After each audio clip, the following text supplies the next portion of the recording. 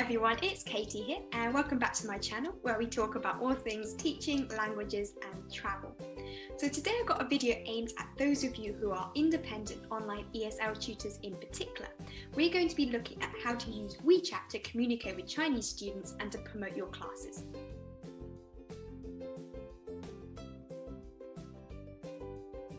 So first of all, a quick introduction to me. My name's Katie. I've been teaching online for over 8 years now, and particularly the last year and a half, I've been the education director of an online ESL startup company based within China. So my responsibilities have been particularly relating to curriculum side and working with our tutors, but I've also been involved to some extent within the marketing side and certainly had a lot of insights from being part of an online ESL platform in China as to how you can use WeChat. I've also previously lived in China. I've been using WeChat myself personally for over 5 years, so hopefully I'll be able to give you a lot of useful insights. So first up, what is WeChat? WeChat is essentially similar to WhatsApp, but it's expanded a lot more to become a very all-encompassing sort of mega app. Everyone in China uses WeChat. It has built in within its payment features. You can buy train tickets, you can book your holidays. There are little mini apps which have all kinds of little features similar to an app on your phone, but within WeChat itself. It essentially does everything you need in everyday life. If you're living in China, it's the kind of app you can't live without. Now, if you're an online ESL tutor based outside of China but supporting Chinese students, you'll find WeChat particularly useful as a messaging or communication platform. Things like arranging classes, building relationships with your students, and a certain amount of marketing too. And I'll tell you some top tips on how to make the most of the features within WeChat. So first up, how do you set up WeChat? It's pretty straightforward. You just need to download it from the App Store and create an account. I'm not going to work through that process with you. It's relatively simple. It's all available in English. Now, once you've created your account, that's when most people start hitting a bit of a barrier. WeChat will ask you to have a friend verify that you are a legitimate person. Now, when I first joined WeChat, we didn't have this. It was about 5 or 6 years ago, and at the time, WeChat had a lot of issues with spam bots, so companies were registering fake accounts. So essentially, to try and tackle this issue, WeChat has introduced this verification step. It's a bit of a pain. Now, in terms of how to deal with this, my best advice would be to talk to any Chinese friends that you know. So this could be Chinese people that you know through work, through university, even at your local Chinese restaurant, anywhere. Chinese people generally will be using WeChat as it's the main method of communication within China. You can also ask around on Facebook. There are many Facebook groups for online ESL tutors. I see a lot of posts there. It can be quite difficult to get people to verify you. But finally, if you're really struggling, there are some people who are maybe a little bit more entrepreneurial and have put up on websites like Fiverr that they will, for a small fee, verify your account on your behalf. So you look around online, find someone to verify you. They need to scan the QR code on your screen. Now, this QR code will expire within 5 minutes of it being generated. So if you scan it and then upload it on Facebook and wait for someone to scan it for you, it will have expired by the time someone's seen it. So make sure you've communicated with someone, found your friend, send them the code when they're actively online and get them to scan it straight away. Now, for some people, they have issues with this because actually leaving the app itself, depending on your phone model, might actually deactivate the code too. So when you've gone off WeChat to go send it on Facebook, the code's gone, which is obviously quite frustrating. The way around this is simply to have a live Zoom call and you just hold up your phone on the screen for them to scan across the camera. That's another option. Once you've got WeChat set up, I would also recommend installing it on your computer as well. I'll put a link below to where you can install it, and you probably also find it on like the Mac App Store and things. Having it on your computer is super useful because you can have notifications on your computer. You can also send files and things more easily, so I would recommend that. You can't have it just on your computer though. You have to have it on your phone because every time you log in on your computer, you have to scan it with your phone. So it's mostly a phone app, but they've got this little computer app that goes alongside it. Okay, now once you've set up WeChat itself, you want to start sorting out your profile. Now, there's a few things I would recommend doing initially to sort of optimize your profile, particularly if you're an online ESL tutor who wants to connect with your previous students you might have had on other platforms. Now, the first one is your WeChat ID. So WeChat automatically generates a very messy ID for you when you first start, which is very difficult for anyone to remember. Change that to something more memorable, such as your name. Make sure it's something sensible. If you are teaching on other platforms and you have a kind of teacher ID or something there, you might want to set it to be exactly the same on WeChat. That way, if some parent you've had previously wants to find you on WeChat, they might be able to search you up in that way. Another thing you want to do is set your profile photo. I would recommend, again, picking one that's similar to one you've used on other platforms if you're teaching already Chinese kids elsewhere online, because then they'll more easily recognize you. Alternatively, just pick something that's got your fun teaching background, or if you're aiming more at adult learners, you might want a more professional background. Think about your target audience, who your students are, and then pick a sensible picture for that. Okay, next up, you'll want to add any existing contacts you've already got. These could be parents that you've got from other platforms or your friends. There are several different ways to add contacts. You can either use a QR code, which is probably the most popular, the WeChat ID, or your phone number. So to find your QR code, you simply go within the app and go to your profile, and you can click through to your QR code and just take a screenshot or download it and send it to anyone so they can add you. Similarly, if they sent you their QR code, you simply go on the main homepage of the app, you click in the top right corner and go to scan, and then from there you can scan the QR code from your photos. The other option within this section for adding friends is simply to use their WeChat ID or their phone number. You just type those in the search box and they should pop up. Note that it's not possible to randomly find people on WeChat. The whole point is that you're meant to know them already. It's similar to apps like WhatsApp. It doesn't give you the option to sort of add friends of friends or things like that you might be able to do on other platforms like Facebook or Instagram. It's not designed in that way. Okay, next thing you're going to want to do is think about how to message with your students, how to make the most of the simple messaging features. So a few things I recommend using the messaging system for is basically everyday communications. So arranging your times for your lessons, remember the time zone differences, things like sending the Zoom link for your classes or some other link they need to access the classroom. And then after class, you could send various useful things, top tips, things like a summary of what you did in the lesson. You could send them a copy of the slides or some of the highlights. You can send them a homework sheet. You can send them flashcards to practice the new words. I also quite like to include voice recordings. So there's a voice feature within the WeChat messaging system. You can record yourself saying the new words to get the student to practice them. These are all very useful things you can do within the messaging system. WeChat does have a video call built in, but I would recommend using a separate app like Zoom because WeChat does not have screen sharing or other features. It's literally just a voice call or a video call. Okay, next let's look at some of the more interesting features then. So the first feature I want to look at is your moments. So WeChat Moments is a kind of Instagram style-ish news feed, sort of a crossover between Instagram and Facebook. So people can just view, it's a chronological order list of all of their friends' updates, and I would recommend posting probably once or so per day. So you can post various different things, pictures of your everyday life, interesting things that have happened, your holidays, things like that. I would recommend if you're posting something that is not specifically English learning, you might want to include like a short vocab list. So you're turning what would normally be a small post about your holiday into a little reading activity with a top vocab list. That suddenly becomes a lot more interesting and a lot more useful for your students. This is something I've done a lot also on other platforms. I used to teach a lot with Powfish. They also have basically the same sort of moment set up. Make sure that your posts are actually valuable for the people who are seeing them. Always think about your student. What will they learn from this post? How will it help them?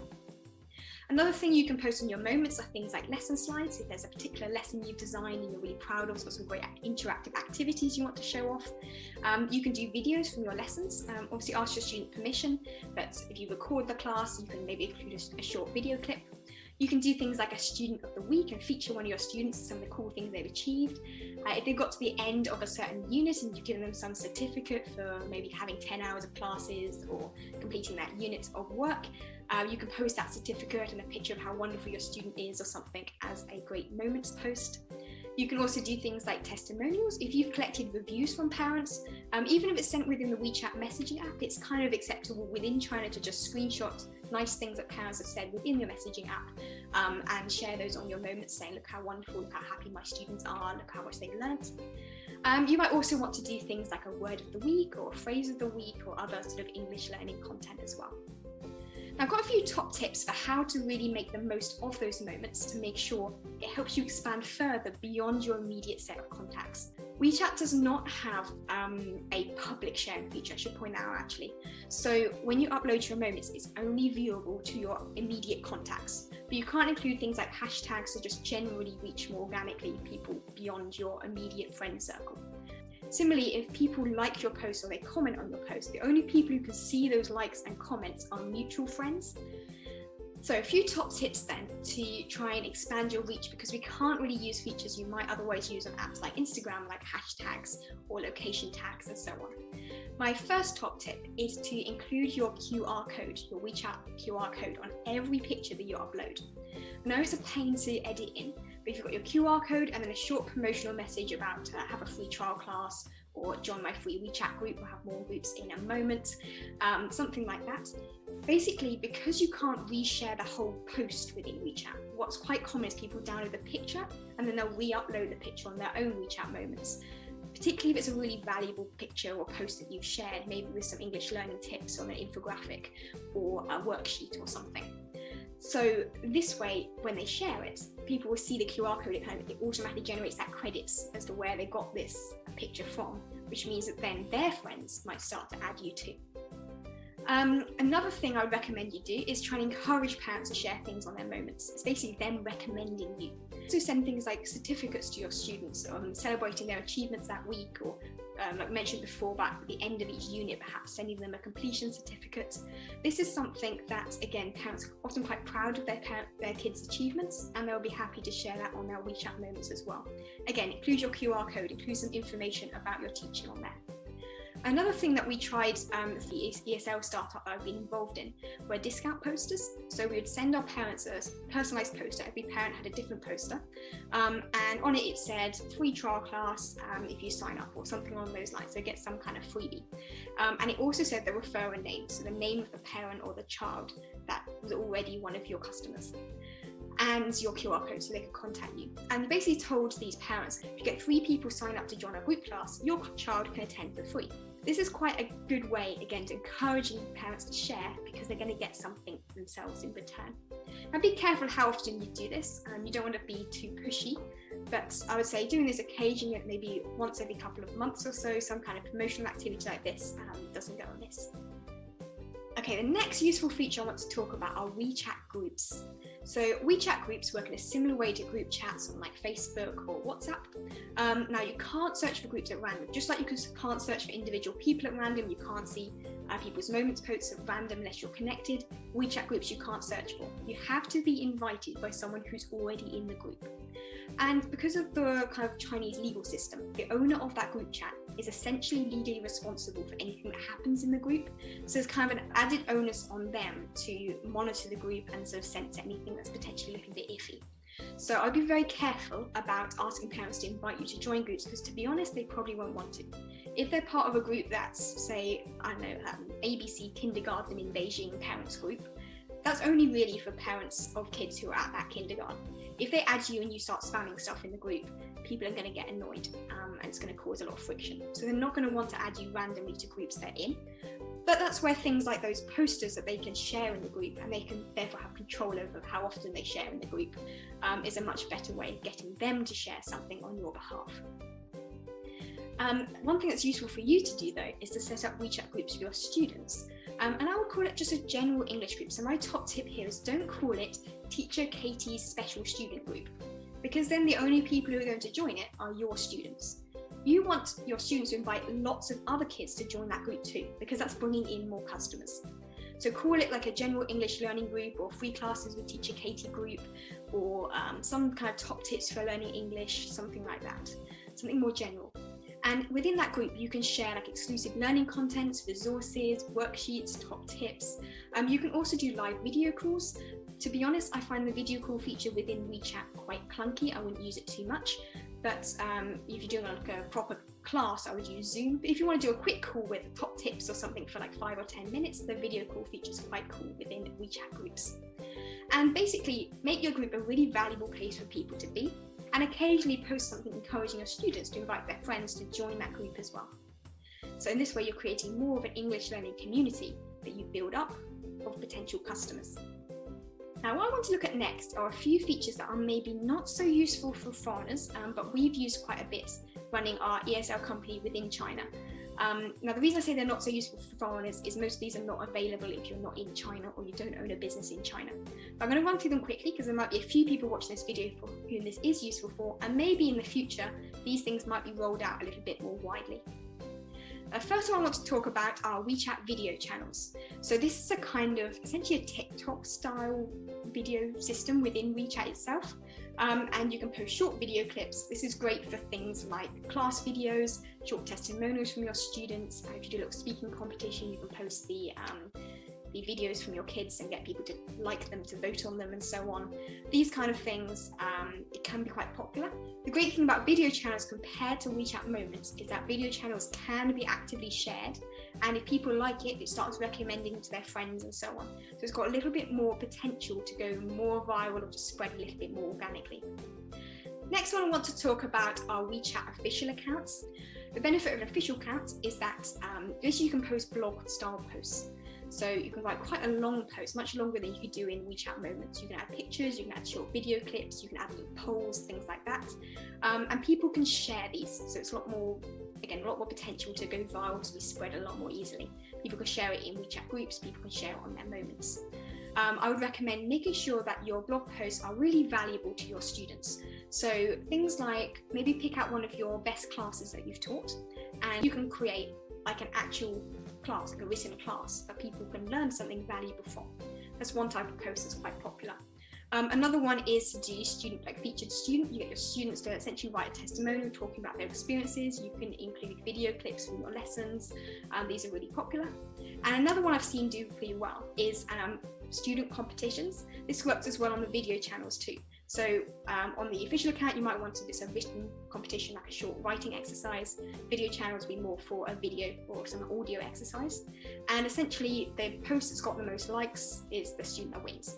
So that encourages your students, therefore, to share that post much more widely with all of their friends, everyone at school and so on, to get more likes so they win some prize. The last one I want to have a quick look at is WeChat Pay. Now for WeChat Pay, again, it's not actually that useful if you are not in China.